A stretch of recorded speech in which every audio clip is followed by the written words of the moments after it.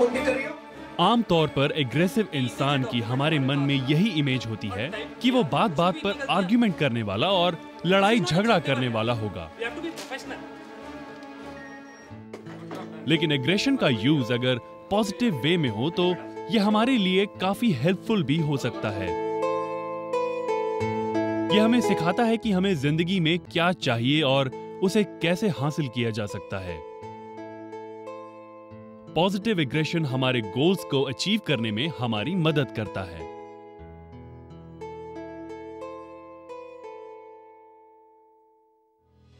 हम हमेशा जीवन पर्यंत कोशिश करते रहते हैं कि हम परफेक्शन की तरफ जाएं। कोई भी हम कार्य कर रहे हैं हम उसमें परफेक्शन की तरफ जाने की कोशिश करते हैं, लेकिन परफेक्शन इन एक्शन होना चाहिए। हमारा जो जो एक एक स्टेप है वो परफेक्शन की तरफ हमको लेके जाना चाहिए। जैसे एक बहुत पुरानी कहावत है, प्रैक्टिस मेक्स ए मैन और वुमेन परफेक्ट। लेकिन अब आजकल उसमें एक एडिशन हो गया है, only perfect practice makes a man और वुमेन परफेक्ट। एक तो हम जैसे कहते हैं परसिवियरेंस, मतलब हमारे अंदर सहन शक्ति होनी चाहिए। हम चीज़ों को सहन करें और उनको सही आधार पर उनका मूल्यांकन करें और उनके बाद ही उसके बारे में हम फैसला करें। अब इसमें हमें कई बार सफलता मिलेगी, कई बार नहीं भी मिलेगी। तो उसके लिए जो दूसरी बात हमें ज़रूरी है वो है परसिस्टेंस, मतलब हम लगे रहें। जैसे आपने फिल्म भी सुनी होगी, लगे रहो मुन्ना भाई। उसका मतलब यही है कि हम अपने कार्य के प्रति रुचि ना छोड़ें, हम मोटिवेटेड रहें, अपने कार्य को छोड़ें ना, मोटिवेटेड रहें, तभी हम अपने उस कार्य को सही दिशा तक हम पहुंचा पाएंगे।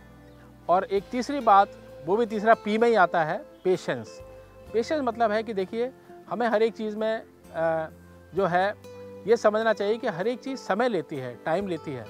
और आजकल मैंने देखा है जो आमतौर पे हम लोग समझते हैं कि हम अपना कार्य तो हम अपना पूरा समय लेते हैं, लेकिन जब हम किसी दूसरे के पास जाते हैं तो हम उनको समय नहीं देते हैं। तो आजकल हमें समय की कमी सभी के पास है, लेकिन आजकल हमें सबको रिएक्शन टाइम देना चाहिए। उसके लिए हमें पेशेंस भी चाहिए। हम जैसे कोई हम दफ्तरों में भी देखते हैं, कोई फाइल लेके गए एकदम साहब के पास जाते हैं, जी इसको साइन कर दीजिए, लेकिन उसको हम सोचने का समझने का टाइम नहीं देते हैं, तो उसमें हम गलतियाँ भी कर बैठते हैं।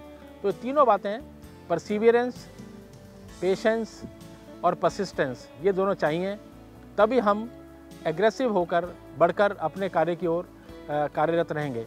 इसमें एक बात और सबसे बड़ी है कि हमें ये हमेशा गारंटेड नहीं ले लेना चाहिए कि दूसरा इंसान हमेशा हमें तैयार है, बैठा है हमें रिसीव करने के लिए।